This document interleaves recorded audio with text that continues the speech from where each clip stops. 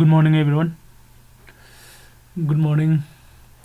Kogi class ngasi 5 days ka 5 days suba duga video dana kogi episode number 7 ka sida koi structure of market ki structure aduga trend identifying ka aduga hariba market ki structure kogi market ki trend gane lai sing se kanana la an bano heavy matang se koi yingmina se ka price action haibam lai price ki momentum price ki movement ka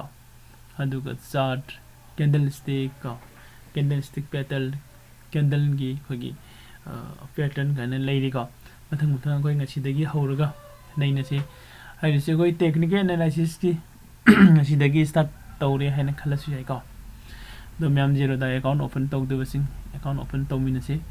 ka document ready tawraga thambio ka ai horen phone tawjirke ka okay classes start tawdring ida to mayam dai good news ang katang haijaram ge madudi kogi option hedging class ka anubu base start tawrani ka online and offline ka kana gumba offline de join tawbu ngamba singna offline de join tawbiyo aduga online de hedi kitang distance lay singna online de ka join tawbiyo ka adu hanana kogi class hanana yawgi basing hanana class attend tawgi basing so anu class ko puna koi kana tawmina ni ka aduga class timing se morning de su laygani morning de 9:10 am to 10 am ka aduga evening de na koi 8 to 9 pm ka class se koi 25 January de start tawrani ka Kupamaron gida muta WhatsApp te text to biro 8800404848 ka okay ado hoji koi kano te lasi market ki trend hai ko aduga se kogi kana se market ki structure or trend market ki structure se khona market ki structure se ahum lai hene lowi ko kari kai no kan da down trend haiba ma up trend haiba ma duga sideways ko sani lai down trend up trend and the sideways hai basically down trend up trend and the sideways sida lai se kadai da kan up trend haire gadi ko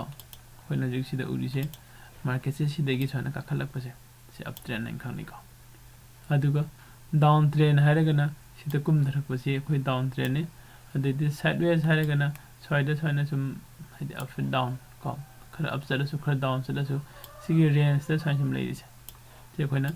sideways haire ga su khangni ko soida ga lai se ko adi di sida ga lai se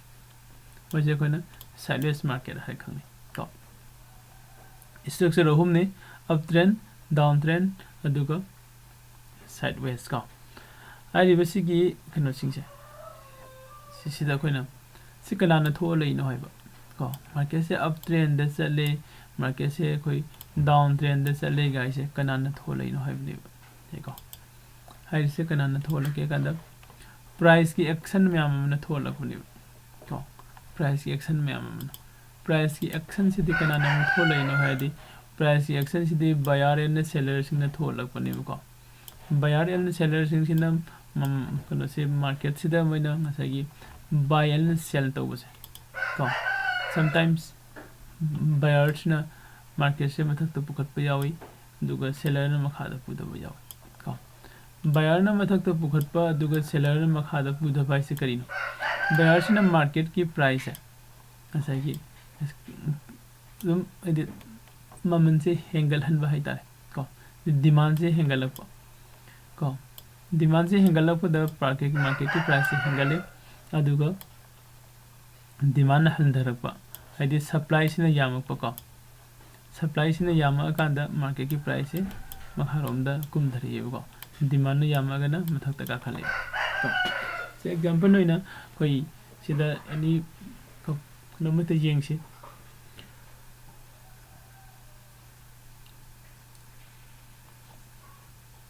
ꯆꯦꯡ ꯐꯧꯗꯁꯨ ꯌꯦꯡꯕ ꯌꯥꯏ ꯑꯗꯨꯒ ꯑꯦꯅꯤ ꯑꯩꯈꯣꯏꯗ ꯄꯣꯠ ꯑꯃꯗ ꯂꯧꯔ ꯌꯦꯡꯁꯤꯀꯣ ꯃꯌꯥꯝꯅ ꯈꯔ ꯗꯤꯃꯥꯟ ꯂꯩꯕꯁꯤꯡꯁꯤꯅ ꯃꯃꯜ ꯈꯔ ꯇꯥꯡꯉꯤ ꯑꯗꯨꯒ ꯗꯤꯃꯥꯟ ꯂꯩꯇꯕꯁꯤꯅ ꯈꯔ ꯍꯣꯡꯉꯤ ꯀꯣ ꯑꯗꯨꯃꯥꯏꯅ ꯇꯧꯔꯒ ꯑꯩꯈꯣꯏ ꯁ꯭ꯇꯣꯛ ꯃꯥꯔꯀꯦꯠꯇꯁꯨ ꯉꯁꯥꯏꯒꯤ ꯃꯥꯔꯀꯦꯠꯇ ꯂꯩꯔꯤꯕ ꯁ꯭ꯇꯣꯛ ꯃꯥꯔꯀꯦꯠꯇ ꯂꯩꯔꯤꯕ ꯁ꯭ꯇꯣꯛꯁꯤꯡꯁꯤꯒꯤ ꯄ꯭ꯔꯥꯏꯁꯁꯤꯡꯁꯦ ꯀꯣ ꯃꯥꯒꯤ ꯄ꯭ꯔꯥꯏꯁꯁꯤꯡꯁꯤꯒꯤ ꯉꯁꯥꯏꯒꯤ ꯃꯨꯞꯃꯦꯟ ꯑꯀꯥ ꯑꯀꯨꯝ ꯇꯧꯅꯅꯕ ꯑꯩꯈꯣꯏꯒꯤ ꯁ꯭ꯇꯣꯛ ꯃꯥꯔꯀꯦꯠꯇ ꯁꯦꯕꯤꯒꯤ ꯕꯦꯛ ꯏꯟꯗ ꯅꯠꯇ꯭ꯔꯒꯅ ꯑꯩꯈꯣꯏꯒꯤ ꯅꯦꯁꯅꯦꯜ ꯁ꯭ꯇꯣꯛ ꯑꯦꯛꯁꯆꯦꯟꯖꯗ ꯅꯠꯇ꯭ꯔꯒꯅ ꯑꯩꯈꯣꯏ ꯕ꯭ꯔꯣꯀꯔ ꯁꯕ ꯕ꯭ꯔꯣꯀꯔ ꯅꯠꯇ꯭ꯔꯒ ꯕ꯭ꯔꯣꯀꯔꯁꯤꯡꯁꯤꯒꯤ ꯕꯦꯛ ꯏꯟꯗ ꯑꯩꯈꯣꯏꯒꯤ ꯑꯣꯄꯔꯦꯇꯔ ꯐꯝꯃꯒ ꯃꯥꯔꯀꯦꯠꯁꯦ ꯃꯊꯛꯇ ꯀꯥꯍꯟꯒꯦ ꯃꯈꯥꯗ ꯀꯨꯝꯍꯟꯒꯦ ꯍꯥꯏꯅ ꯀꯣ ꯁꯨꯃꯥꯏꯅ ꯐꯝꯕ ꯅꯠꯇ꯭ꯔꯒ ꯁꯦꯝꯕ ꯀꯩꯁꯨꯝꯇ ꯂꯩꯇꯦꯀꯣ ꯒ꯭ꯌꯥꯟ ꯇꯥꯅꯤꯀꯣ ꯑꯗꯣ ꯃꯥꯔꯀꯦꯠꯀꯤ ꯃꯨꯞꯃꯦꯟꯁꯤꯗꯤ ꯀꯅꯥꯅ ꯊꯣꯛꯍꯟꯒꯦ ꯍꯥꯏꯔ ꯀꯥꯟꯗ ꯉꯁꯥꯏ ꯑꯩꯈꯣꯏꯒꯤ ꯄ꯭ꯔꯥꯏꯁꯀꯤ ꯑꯦꯛꯁꯟꯁꯤꯡꯁꯦ ꯀꯣ ꯄ꯭ꯔꯥꯏꯁꯀꯤ ꯑꯦꯛꯁꯟꯁꯤꯅ ꯃꯥꯔꯀꯦꯠꯀꯤ ꯃꯨꯞꯃꯦꯟꯁꯦ ꯊꯣꯛꯍꯜꯂꯛꯄꯅꯦꯕ ꯌꯥꯅꯤꯀꯣ ꯄ꯭ꯔꯥꯏꯁꯀꯤ ꯑꯦꯛꯁꯟꯁꯤꯅ ꯃꯥꯔꯀꯦꯠꯀꯤ ꯃꯨꯞꯃꯦꯟꯁꯦ ꯀꯃꯥꯏꯅ ꯊꯣꯛꯍꯜꯂꯛꯏꯅꯣ ꯁꯦ ꯕꯌꯥꯔ ꯃꯌꯥꯝ ꯑꯃꯅ ꯈꯜꯂꯦ ꯉꯁꯥꯏꯒꯤ ꯃꯥꯔꯀꯦꯠꯁꯦ ꯁꯤꯗꯒꯤ ꯍꯥꯏꯒꯠꯂꯛꯄꯁꯤꯗ ꯀꯣ ꯁꯄꯣꯁ ꯃꯥꯔꯀꯦꯠꯁꯦ ꯁꯤꯗꯒꯤ ꯍꯟꯗꯛꯇꯤ ꯁꯤꯗ ꯀꯥꯔꯛꯄꯁꯤꯗ ꯁꯤꯐꯥꯎꯗꯤ ꯀꯥꯔꯛꯄ ꯌꯥꯏꯒ ꯍꯥꯏꯅ ꯀꯣ ꯕꯥꯏ ꯉꯥꯛꯇꯪ ꯕꯥꯏ ꯇꯧꯔꯒ ꯀꯥꯈꯠꯂꯛꯑꯦꯕ ꯁꯤꯐꯥꯎ ꯀꯥꯈꯠꯂꯛꯑꯦꯕ ꯑꯣꯀꯦ ꯑꯗꯩꯗꯤ ꯑꯃꯨꯛ ꯈꯜꯂꯁꯤ ꯁ꯭ꯋꯥꯏꯁꯤꯗ ꯁꯦꯂꯔ ꯃꯌꯥꯝ ꯑꯃ ꯂꯩꯔꯝꯃꯦ ꯈꯜꯂꯁꯤ ꯍꯥꯏꯔꯤꯕ ꯁꯦꯂꯔꯁꯤꯡꯁꯤꯅ ꯑꯃꯨꯛ ꯃꯥꯔꯀꯦꯠꯁꯦ ꯃꯈꯥꯔꯣꯝꯗ ꯑꯃꯨꯛ ꯄꯨꯊꯔꯛꯄ ꯀꯣ ꯁꯤ ꯕꯌꯥꯔꯁꯤꯡꯁꯨ ꯁꯤ ꯄꯨꯈꯠꯂꯒ ꯂꯥꯛꯑꯒ ꯉꯁꯥꯏ ꯁ꯭ꯋꯥꯏꯁꯤꯗ ꯁꯦꯂꯔ ꯂꯩꯔꯦ ꯑꯗꯨꯗꯤ ꯁꯤꯗ ꯑꯩꯒꯤ ꯄ꯭ꯔꯣꯐꯤꯠ ꯕꯨꯛ ꯇꯧꯍꯧꯔꯁꯦ ꯑꯩꯅ ꯈꯜꯂꯒ ꯊꯥꯗꯣꯛꯅꯈꯤꯕ ꯁꯦꯂꯔꯁꯤꯅ ꯑꯃꯨꯛ ꯄꯨꯊꯔꯛꯄꯗ ꯁ꯭ꯋꯥꯏꯗꯗꯤ ꯗꯤꯃꯥꯟ ꯖꯣꯟ ꯌꯧꯔꯛꯑꯦꯍꯦ ꯁ꯭ꯋꯥꯏꯗꯗꯤ ꯕꯌꯥꯔ ꯃꯌꯥꯝ ꯂꯩꯔꯝꯃꯅꯤ ꯀꯥꯏꯅ ꯈꯜꯂꯒ ꯃꯣꯏꯁꯨ ꯊꯥꯗꯣꯔꯛꯄ ꯕꯌꯥꯔꯁꯤꯡꯁꯤꯅ ꯑꯃꯨꯛ ꯆꯪꯁꯤꯜꯂꯒ ꯁꯤꯗꯒꯤꯗꯤ ꯃꯃꯥꯡꯗꯁꯨ ꯕꯌꯥꯔꯅ ꯉꯝꯈꯤꯕꯅꯤ ꯍꯟꯗꯛꯁꯨ ꯕꯌꯥꯔꯅ ꯉꯝꯃꯅꯤ ꯍꯥꯏꯅ ꯁꯤꯗꯒꯤ ꯑꯃꯨꯛ ꯄꯨꯈꯠꯂꯛꯄꯀꯣ ꯁꯨꯃꯥꯏꯅ ꯑꯩꯈꯣꯏꯒꯤ ꯃꯥꯔꯀꯦꯠꯀꯤ ꯄ꯭ꯔꯥꯏꯁꯀꯤ ꯃꯨꯞꯃꯦꯟ ꯅꯠꯇ꯭ꯔꯒ ꯑꯩꯈꯣꯏ ꯃꯣꯃꯦꯟꯇꯝꯁꯦ ꯀꯣ ꯀꯅꯥꯅ ꯊꯣꯛꯍꯟꯒꯦ ꯍꯥꯏꯔ ꯀꯥꯟꯗ ꯑꯩꯈꯣꯏ ꯑꯣꯄꯔꯦꯇꯔꯁꯤꯡꯅ ꯊꯣꯛꯍꯟꯕ ꯅꯠꯇꯦ ꯀꯣ ꯏꯟꯚꯦꯁꯇꯔꯁꯤꯡꯅ ꯊꯣꯛꯍꯟꯕꯅꯤ ꯕꯥꯌꯔ ꯑꯦꯟ ꯁꯦꯂꯔꯁꯤꯡꯁꯤꯅ ꯃꯈꯣꯏꯅ ꯀꯃꯥꯏꯅ ꯊꯣꯛꯍꯜꯂꯤꯅꯣ ꯃꯈꯣꯏꯒꯤ ꯁꯥꯏꯀꯣꯂꯣꯖꯤ ꯀꯣ ꯑꯗꯨ ꯃꯈꯣꯏꯒꯤ ꯒ꯭ꯔꯦꯗꯤ ꯑꯣꯏꯕ ꯑꯗꯨ ꯃꯈꯣꯏ ꯌꯥꯝꯅ ꯐꯤꯌꯔ ꯑꯣꯏꯕ ꯀꯣꯃꯈꯣꯏꯒꯤ ꯏꯃꯣꯁꯅꯦꯜ ꯀꯟꯇ꯭ꯔꯣꯜ ꯇꯧꯕ ꯉꯝꯗꯕ ꯍꯥꯏꯔꯤꯕ ꯃꯌꯥꯝꯁꯤꯅ ꯄ꯭ꯔꯥꯏꯁꯀꯤ ꯑꯦꯛꯁꯟ ꯀꯣ ꯄ꯭ꯔꯥꯏꯁꯀꯤ ꯑꯦꯛꯁꯟꯁꯤ ꯊꯣꯛꯍꯟꯕꯅꯤ ꯄ꯭ꯔꯥꯏꯁꯀꯤ ꯑꯦꯛꯁꯟꯁꯦ ꯂꯥꯛꯑꯕꯅꯤꯅ ꯍꯥꯏꯗꯤ ꯄꯣꯠ ꯂꯩꯕ ꯃꯇꯝꯗ ꯍꯣꯡꯅ ꯂꯩꯕ ꯇꯥꯡꯅ ꯂꯩꯕ ꯃꯌꯥꯝ ꯂꯥꯛꯑꯕꯅꯤꯅ ꯑꯩꯈꯣꯏꯒꯤ ꯃꯥꯔꯀꯦꯠꯁꯤꯁꯨ ꯀꯔꯤꯒꯨꯝꯕ ꯃꯇꯝꯗ ꯀꯣ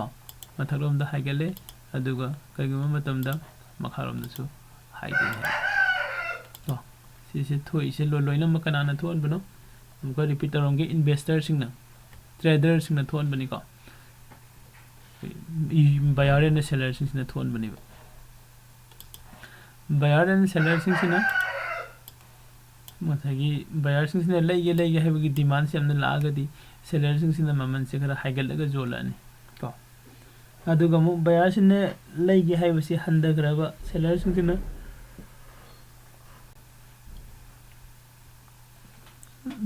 ꯌꯣꯟꯕꯒꯤ ꯆꯥꯡ ꯍꯥꯏꯗꯤ ꯊꯥꯗꯣꯛꯄꯒꯤ ꯆꯥꯡꯁꯦ ꯍꯦꯜꯂꯛꯑꯒꯗꯤ ꯀꯣ ꯕꯌꯥꯔꯁꯤꯡꯁꯤꯁꯨ ꯑꯃꯨꯛ ꯍꯣꯡꯅ ꯂꯩꯒꯦ ꯍꯥꯏꯅ ꯇꯥꯟꯅꯔꯛꯇꯣꯏꯅꯤ ꯀꯣ ꯑꯗꯨꯅ ꯑꯗꯨꯒꯤ ꯃꯇꯝꯗꯅ ꯑꯩꯈꯣꯏꯅ ꯃꯥꯔꯀꯦꯠꯀꯤ ꯗꯥꯎꯟ ꯇ꯭ꯔꯦꯟꯁꯦ ꯂꯥꯛꯀꯅꯤ ꯑꯞ ꯇ꯭ꯔꯦꯟꯗꯅ ꯕꯌꯥꯔꯁꯤꯡꯁꯤꯅ ꯌꯥꯝ ꯀꯥ ꯍꯦꯟꯅ ꯒ꯭ꯔꯤꯗꯤ ꯑꯣꯏꯕ ꯀꯥ ꯍꯦꯟꯅ ꯑꯩꯈꯣꯏꯒꯤ ꯂꯩꯅꯤꯡꯕꯒꯤ ꯀꯩꯅꯣꯁꯦ ꯀꯣ ꯑꯩꯈꯣꯏ ꯗꯤꯃꯥꯟꯁꯤ ꯍꯦꯟꯕ ꯍꯥꯏꯇꯥꯔꯦ ꯑꯗꯨꯒꯤ ꯃꯇꯝꯗꯅ ꯑꯞ ꯇ꯭ꯔꯦꯟ ꯂꯥꯛꯀꯅꯤꯀꯣ ꯑꯗꯨꯒ ꯁꯥꯏꯠ ꯋꯦꯁ ꯕꯌꯥꯔꯅꯁꯨ ꯉꯝꯗꯕ ꯁꯦꯂꯔꯅꯁꯨ ꯉꯝꯗꯕ ꯀꯣ ꯍꯥꯏꯗꯤ ꯕꯌꯥꯔꯅ ꯗꯣꯃꯤꯅꯦꯠ ꯇꯧꯕꯗꯅ ꯑꯩꯈꯣꯏꯅ ꯑꯞ ꯇ꯭ꯔꯦꯟ ꯃꯨꯞꯃꯦꯟꯁꯦ ꯂꯥꯛꯑꯦ ꯑꯗꯨꯒ ꯁꯦꯂꯔꯅ ꯗꯣꯃꯤꯅꯦꯠ ꯇꯧꯕ ꯃꯇꯝꯗꯅ ꯀꯣ ꯗꯥꯎꯟ ट्रेंडꯒꯤ मार्केट से कोई उब फंगे को अप ट्रेंड मार्केट से कोई ना बुलिश मार्केट हरे खंगने को अदुगा डाउन ट्रेंड की मार्केट से ना कोई ना बेयरिश मार्केट हरे खंगने को अप ट्रेंड की मार्केट से ना कोई ना बुलिश मार्केट हरे खंगने दुनी को बुल दो दुगी बुलिश दुनी को अदुगा डाउन ट्रेंड की मार्केट से ना कोई ना बियर को बेयरिश हरे खंगने को बियर दो बेयरिश मार्केट को अदो अतोपा मना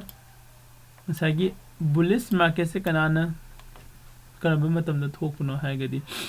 ꯕꯌꯥꯔꯁꯤꯡꯅ ꯂꯩꯕꯒꯤ ꯆꯥꯡ ꯌꯥꯝ ꯍꯦꯟꯒꯠꯂꯛꯄ ꯍꯥꯏꯗꯤ ꯗꯤꯃꯥꯟ ꯌꯥꯝꯅ ꯍꯦꯟꯒꯠꯂꯛꯄ ꯃꯇꯝꯗ ꯕꯨꯂꯤꯁ ꯃꯥꯔꯀꯦꯠ ꯑꯣꯏ ꯑꯗꯨꯒ ꯕꯤꯌꯥꯔꯤꯁ ꯃꯥꯔꯀꯦꯠꯁꯤꯅ ꯁꯦꯂꯔꯁꯤꯡꯅ ꯁꯦꯜ ꯇꯧꯕꯒꯤ ꯆꯥꯡ ꯌꯥꯝꯅ ꯍꯦꯜꯂꯛꯄꯀꯣ ꯁꯄ꯭ꯂꯥꯏꯒꯤ ꯆꯥꯡꯁꯦ ꯌꯥꯝ ꯋꯥꯡꯉꯛꯄ ꯃꯇꯝꯗ ꯕꯤꯌꯥꯔꯤꯁ ꯃꯥꯔꯀꯦꯠ ꯑꯣꯏꯕ ꯑꯇꯣꯞꯄ ꯃꯥꯔꯀꯦꯠ ꯁ꯭ꯇꯔꯛꯆꯔ ꯑꯃ ꯁꯥꯏꯗꯋꯦꯁ ꯀꯣ ꯁꯥꯏꯗꯋꯦꯁꯁꯤꯅ ꯗꯤꯃꯥꯟꯁꯨ ꯌꯥꯝꯗꯕ ꯁꯄ꯭ꯂꯥꯏꯁꯨ ꯌꯥꯝꯗꯕ ꯀꯣ ꯗꯤꯃꯥꯟꯅꯁꯨ ꯍꯦꯟꯗꯕ ꯁꯄ꯭ꯂꯥꯏꯅꯁꯨ ꯍꯦꯟꯗꯕ ꯍꯥꯏꯇꯥꯔꯦ ꯀꯣ ꯁꯨꯃꯥꯏꯅ ꯃꯥꯒꯤ ꯃꯥꯔꯀꯦꯠꯁꯦ ꯑꯩꯈꯣꯏꯒꯤ ꯀꯣꯟꯁꯣꯂꯤꯗꯦꯁꯟ ꯍꯥꯏꯕꯗꯣ ꯀꯣ ꯑꯗꯨꯃꯥꯏꯅ ꯇꯧꯔꯒ ꯔꯦꯟꯖ ꯑꯃꯒꯤ ꯃꯅꯨꯡꯗ ꯆꯠꯂꯒ ꯂꯩꯕ ꯀꯣ ꯁꯤ ꯑꯩꯈꯣꯏꯅ ꯁꯥꯏꯗꯋꯦꯁ ꯃꯥꯔꯀꯦꯠ ꯍꯥꯏꯅ ꯈꯪꯅꯩ ꯀꯣ ꯍꯥꯏꯔꯤꯕꯁꯤꯒꯤ ꯃꯥꯔꯀꯦꯠ ꯑꯞ ꯍꯥꯏꯗꯤ ꯑꯞ ꯇ꯭ꯔꯦꯟ ꯗꯥꯎꯟ ꯇ꯭ꯔꯦꯟ ꯑꯗꯨꯒ ꯑꯩꯈꯣꯏꯒꯤ ꯁꯥꯏꯗꯋꯦꯁꯀ ꯍꯥꯏꯔꯤꯁꯦ ꯁꯤ ꯑꯃꯨꯛ ꯑꯩꯈꯣꯏꯅ ꯁ꯭ꯇꯣꯛ ꯃꯥꯔꯀꯦꯠꯇ ꯅꯠꯇ꯭ꯔꯒ ꯑꯦꯅꯤ ꯑꯩꯈꯣꯏꯅ ꯇ꯭ꯔꯦꯗ ꯇꯧꯕ ꯆꯪꯕ ꯃꯇꯝꯗ ꯁꯦ ꯁ꯭ꯇꯣꯛ ꯃꯥꯔꯀꯦꯠꯇ ꯑꯣꯏꯕ ꯌꯥꯏ ꯀꯣꯃꯣꯗꯤꯇꯤ ꯃꯥꯔꯀꯦꯠꯇ ꯑꯣꯏꯕ ꯌꯥꯏ ꯀꯣ ꯐꯣꯔꯦꯛꯁꯇ ꯑꯣꯏꯕ ꯌꯥꯏ ꯅꯠꯇ꯭ꯔꯥ ꯍꯥꯏꯔꯤꯕꯁꯤꯡꯁꯤꯗ ꯑꯩꯈꯣꯏꯅ ꯆꯪꯁꯤꯜꯂꯀꯥꯟꯗ ꯃꯥꯔꯀꯦꯠꯀꯤ ꯑꯞ ꯑꯦꯟ ꯗꯥꯎꯟꯁꯦ ꯀꯅꯥꯅ ꯔꯤꯄ꯭ꯔꯖꯦꯟ ꯇꯧꯒꯦ ꯍꯥꯏ ꯀꯥꯟꯗ ꯆꯥꯔꯠꯅ ꯔꯤꯄ꯭ꯔꯖꯦꯟ ꯇꯧꯋꯦꯕ ꯆꯥꯔꯠꯅ ꯀꯣ ꯁꯤꯒꯤ ꯆꯥꯔꯠꯁꯤꯅ ꯀꯣ ꯆꯥꯔꯠꯁꯤꯅ ꯔꯤꯄ꯭ꯔꯖꯦꯟ ꯇꯧꯋꯦ ꯆꯥꯔꯠꯅ ꯔꯤꯄ꯭ꯔꯖꯦꯟ ꯇꯧꯔꯤꯕ ꯀꯩꯅꯣꯁꯦ ꯁꯤꯒꯤ ꯆꯥꯔꯠꯁꯤꯗꯤ ꯀꯗꯥꯏꯗ ꯂꯩꯒꯦ ꯁꯤ ꯆꯥꯔꯇꯤꯡ ꯁꯣꯐꯋꯦꯌꯔ ꯃꯌꯥꯝ ꯑꯃ ꯂꯩꯀꯣ ꯑꯩꯈꯣꯏꯒꯤ ꯁꯦ investing.com ꯂꯩꯔꯤ ꯑꯗꯩꯗꯤ ꯑꯩꯈꯣꯏꯒꯤ ꯀꯩꯅꯣꯗ ꯆꯥꯔꯠ IQ ꯂꯩ ꯀꯣ ꯑꯣꯀꯦ ꯑꯗꯩꯗꯤ tradingview.com ꯀꯥꯏꯅ ꯂꯩꯔꯤꯀꯣ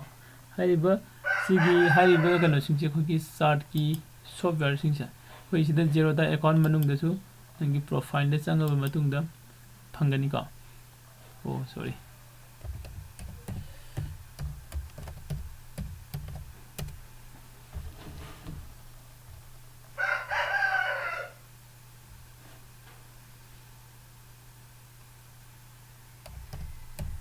Three 14714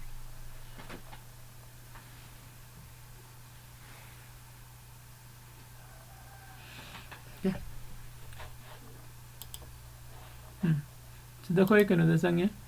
ko sida my profile da lai my profile da la ka da ko sida khoi gi che chal IQ 7 chal IQ 8 and the trading view ahum si gi marak da nang ne use tawning ba ma taw ba yai ko ado hoji trading view da thame by default ko ado trading view sida open taw si trading view ne ko se khoi na khara chaun open taw ga sida open taw taw ba ya gani ko se hoji khun jing si trading view ne trading view gi chart ne khun jing se sida chart hai se kaino sida chali sini ko green ga red ga mix tawra ga chali se khona chart ne sida lai ba masagi green and red ka se khona candlestick haina khangnai si matang da su khoi nei na rekhini ko ado hoji gi di khoi chart si jeng si chart sida chart type mayam amle sai khoi chart se kari ne hai ba market ki movement ko market ki momentum se aman market ki chaliba up and down se si graphically represent tawbibane ba khoida chart sina kari gino market se kadai de leige kadom da chalige kyam wangna kariba kyam nemna kumiba ko adi hojik se kadom da chalakpa yage ga haiba se sai gi khoina sigi chart se read tawba hairaba matungda ko khangakani ko adu first da khoina language ma tamge hairagadi magi script fan taminatra english language tamge hairagadi abcd maitailon tamge hairagana kadi koksam limit ko so ana khoina magi script to dagi hawrko manipuri script badaidi english ki alphabet so ana tamba hawrko se sumaina ko isida technical analysis ko trading khoina trading gi line da sake khalagdi technical analysis hawrko matamda sigi first da koi chart khangani adugi matungda candlestick se kari na khanghom chi mathal tai hai ko mya candlestick adu sigi chart se da sagi koi da price ki movement si ma sina koi graphically represent tawri ko magi anim awang aka akum myam si ko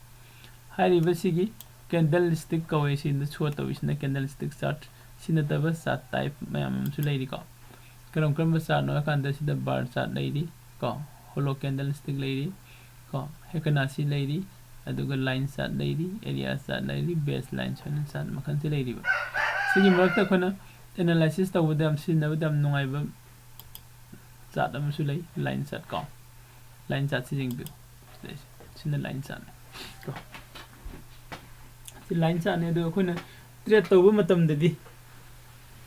trade तौबा मतमददी candlestick सिदा यिंगागा trade तौबसिना हेना नुंगाइबा अमा मत लै को करिगिनो हारगदी मागी candlestick की हेना advantage होइबा मागी properties खर लैरि को द कैंडलस्टिक की हेना एडवांटेज होइबा प्रॉपर्टीज सिसिंग बिसु अखोय यिंगमिनसि को सपोज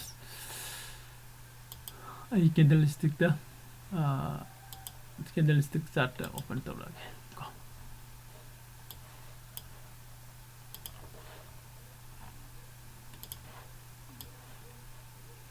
सिदा लैरिबा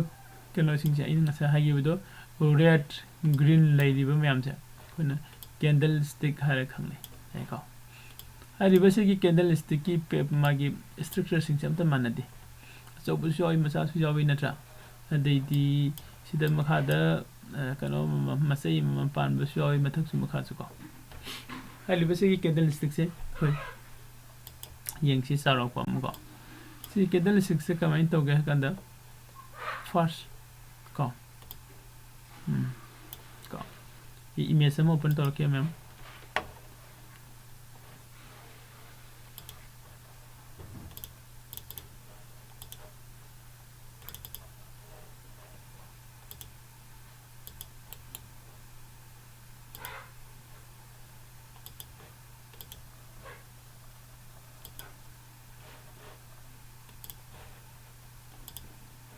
ओके से जेंगसी सै कोई सिदा लैगिबा कैंडलस्टिक मयाम से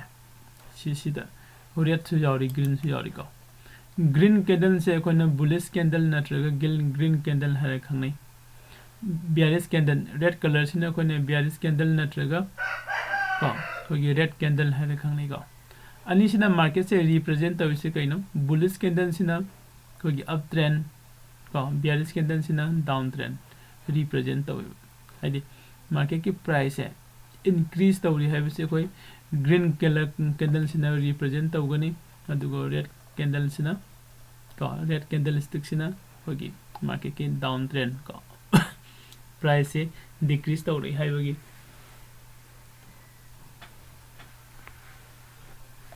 रिप्रेजेंट तौई को अदो कैंडल नंबगी मागी कंपोनेंट्स को 4 कंपोनेंट्स लै हाइरबो कंपोनेंट्स से कई कई हाय कांदा ओपन एंड द क्लोज लेगनी रेड किसु ग्रीन किसु को open and the close low and the high लेगनी को low and the high candle सिदा ngसागी खोगी सिगी ओपन दगिना क्लोज बाउ को ओपन आइसिन कइनो खोना मार्केट ता से ngasi gi ओइना ai दुकान थोंगे हांगबगा आइना इहान हाना पोट अमा जोले खलसी अदुगी जोन gi पोट की ममन दो सिदा ओइदुइनि हानबा सिदा को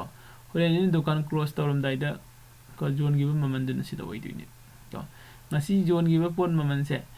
होंगना जोलमगा तांखलागा नुंगदावाइदा तांगना लुसिनगरगदी को प्राइस से कई दवे लुपा अयुक तैना मॉर्निंग 10 दा जोले खलसी इवनिंग दना 10 माथोइ दा जोलगा लुसिनगरे खरदी हाइगले नत्र ममन 10 दे 10 माथोइबो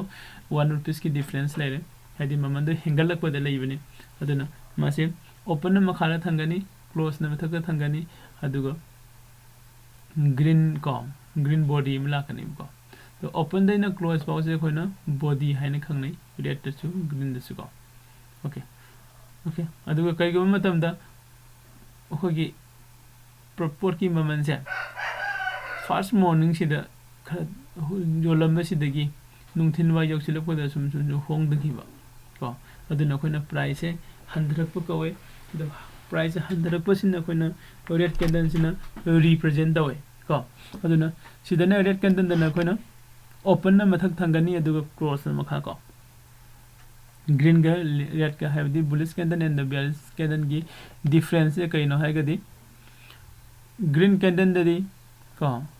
ओपन सिना मखादा लेगनी क्लोज न मथक त को अदुगो रेड कैंडल की न ओपन न मथक त क्लोज न मखादा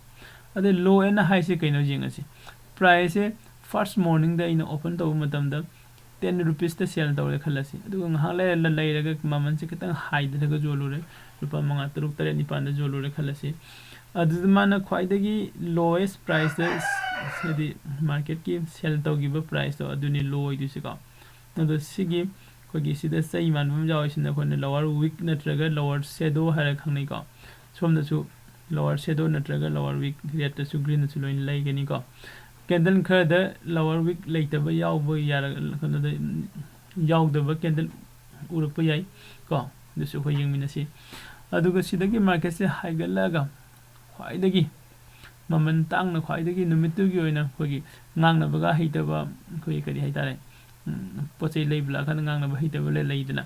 to dum yengaga masak do yenga khari amna ga lahobudo khoi pojon bi mai bensing adugi type ta price maman se amna high yoruba se sidagi sigi highest point yoruba mafam se sisina koina high haina khangnei ko adi components mari se open close ko low high ko somna su open close low high swana leigani ko adu sigi khogi mathaki sina khoina upper week haire makhagi sina lower week natraga shadow hairaga su khangnei ko upper shadow natraga lower shadow si yamna sigi thickness leiba khoi gano se adi open leina close box sina khoina body haina khangnei ani mukta ko ani ko adu sida khogi makhada no si image da irisu jengam se candlestick ne ani mak se candlestick ne is just way of displaying information ko information khara display tawgi kana si nai ko about the price movement ko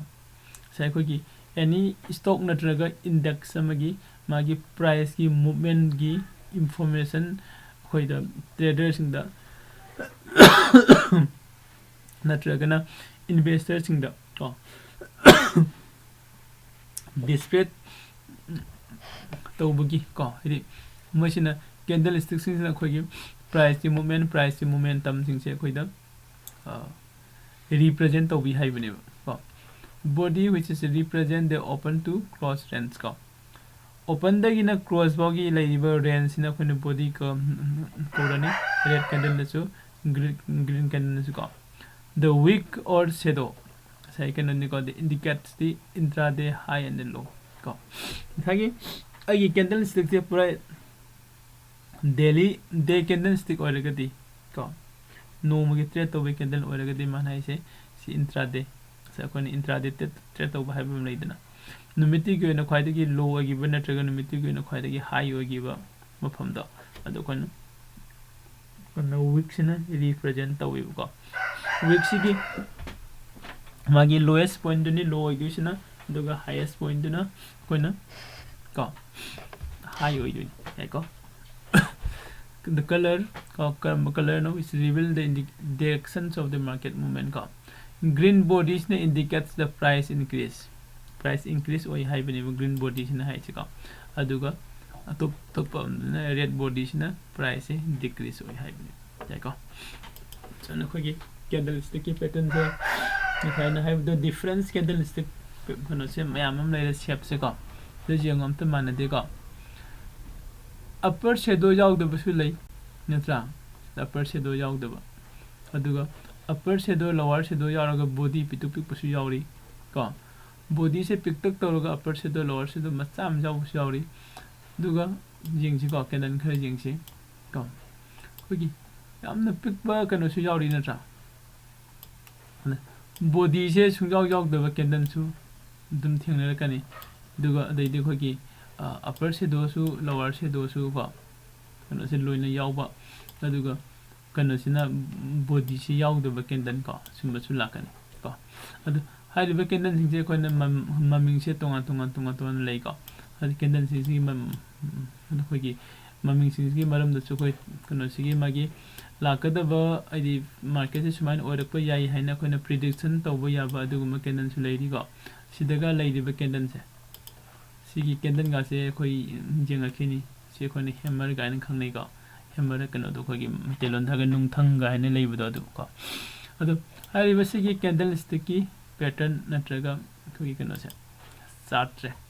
candlestick chart se khoina time frame haibam su leiri ba time frame ko time frame sina mu kamaina mu tawro khe kanda सिगी candle अमम form तौबसे सिगी candle अमम form तौबसे minute क्या the form तौहंदुइनो नत्रगा निमिट क्या निदा कैंडल अम फॉर्म तौहंदुइनो हाय को से suppose हजिक हजिक लेरिसिदी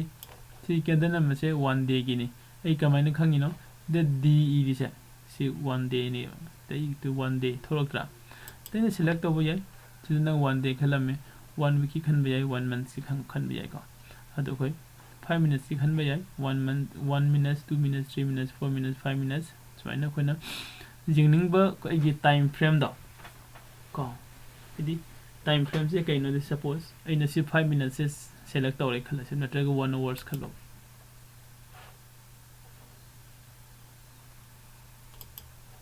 okay this are login तौते है लिस्ट में हांगो सिस सिदाइना 5 minutes को 5 minutes select तौरे 5 minutes ता select तौ मुंद 5 minutes ता select तौबा हारे सिदा करिनो हारे गदि कोगी स्टार्ट से को कोगी लाइव कैंडल स्टिकी चार्ट सिदा को सिदा फॉर्म तौरिबा कैंडल अमम से फॉर्म तौबदे मिनिट मंगा मंगा हाइतारे 5 minutes खुदिंगी कैंडल अमम फॉर्म तौहनबा अदु होइना सिदा से 1 hours खलसे 1 hours already को 1 hours द कैंडल अमम फॉर्म तो को अदु कैंडल अमम फॉर्म तौरे सपोज सिगी 1 hours दी कैंडल सिदा इन सिदा माउस ओवर तौरि सिदा माउस ओवर तौबा मतम दने सिदा ककि लाखि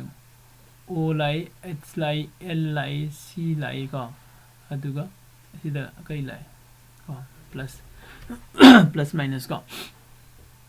सिगी ओ सिना ngसागी ओपन दुनी सिना हाई नि लो नि क्लोज नि को ओपन हाई एंड लो को अदो कोइ टाइम फ्रेम से हम इंपोर्टेंट होई तो कोइना हेंग ट्रेड तौर कांदा इंट्राडे ट्रेड तौबा मतम दा को करम टाइम फ्रेम दा कोइ हेन यूज तौगनी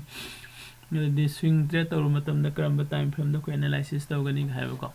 ने मल्टीपल टाइम फ्रेम दा कमाइन वर्क तौगनी हाइबो सुमसु लेरि को या सिदा कोइना 5 minutes को क्या 5 minutes से लेरा 5 minutes को कोइना 5 minutes की कनो सिदा करिदा 5 minutes की टाइम फ्रेम सिदा कोइना को कैंडल अम उरीबा से करम कैंडल नो हेक्ट लौसी अम को से सिदगी कैंडल से लौसी सिगी लास्ट की ग्रीन कैंडल मसा अम फॉर्म तौग्रे से 5 minutes ता सि जिंगसिब माय मार्केट से कमाइन चखिबनो मिनिट मंगा सिदा को मिनिट मंगा सिदा मागी सिगी मार्केट से कमाइन कदम ने कमाइन चखिबनो है कांदा ओपन कदाइ दे तौबनो ग्रीन कैंडल नि ओपन मखा दे तौई को ओपन सिदा तौरे अदुगा मासे मखारोम द कुम धरुरेन लौरसे सिदगी अदुगा मु हाइगले एगी कनो से इलेक्ट्रिक कलर लौरके को ए सि ग्रीन कैंडल नि सिदगी ओपन तौरे मासे मखादा कुम धरुरे साबे कुमुरे अदि अमु काखले कदाबो काखले सिबो काखलगा मार्केट से लोइसिंगरे तो सिगी ड्राइग्राम सिदा खोने येंगबो जाइसे खुगी को ओपन कदाइ दनो ओपन अदि क्लोज कदाइ दनो क्लोज आसिदा लेरे अदु ओपन कदाइ तौबा ओपन सिदा लेरे को अदुना साकोने सिदा ओपन दगिना क्लोज बाउसा सिसिना कैंडल दुगी बॉडी होइगदोइने को मखारोम द माना हाइद्रम ख्वाइदगी लोएस्ट पॉइंट दो अदु बाउसिदा करी हापनी कन हाइ कनो दो कोगी कनो दो करी हाबा शेडो दो हाकने अदुगा सिगी लो पॉइंट सिना कोइना मिसागी कनो दो लोएस्ट पॉइंट से कोई लो दो खंगनगने प्राइस न खाइदे लो को अदु 5 minutes की मनुंग द मार्केट की मूवमेंट सखिबदो अप ओगिब्रा डाउन ओगिब्रा मागी एवरेज नि सिना छोटा ओक्सिसे को यानी को अदो कोइ 5 minutes त जेंग बजाय 10 minutes त जेंग बजाय 15 minutes त जेंग बजाय को हारिबे कैंडल सिंगचे मागी स्ट्रक्चर मानर को याय नटगा डिफरेंट होबे को अयंब मतम ददि 5 minutes की टाइम फ्रेम द कोने जेंगिबे कैंडल स्टिक की फॉर्मेट तुगा अदुगा 10 minutes की टाइम फ्रेम द कोने जेंगिबे कैंडल स्टिक की फॉर्मेट तुगा अनि दो डिफरेंट होइगनि को कमे द कोइ क्लास से लोइसिलक पोइना को मयाम दंग तंगा option hedging की class का with technical analysis हानबद हाना कोई option hedging class तो वो मतलब द technical analysis जाओगी देखा हंदक कोई option hedging की class इधर technical analysis के लोइन ना का कोई class start तौरनी का हाई वो कोई ना start तौरते वो class नमिदांग द पुंग निपान देना मापन बो आगे नहीं आयु किसु पुंग मापन देगी ना तरा बो आगे नहीं का class से कोई 25 जनवरी देगी start तौरनी कनागुमा classes join तौनिंग बसिंगना कोई पीडीबल नंबर सिदा का text तो बिरो अदुगा class से join तौबी का नसीगिदी स्वादे लोइसिलगे अदुगा होरेन नमिदांग पुंग कोई 7 द का 7 द कोई गूगल मीट मुक मैम उनसे का गूगल मीट ओपन से दो सोमना सगी वीडियो सी जेंगकांदा को हंगनिंग क्वेश्चन लेब खपलो लोइना मखोगी 7 PM की गूगल मीट की क्लास तो दुदा हंगिरसे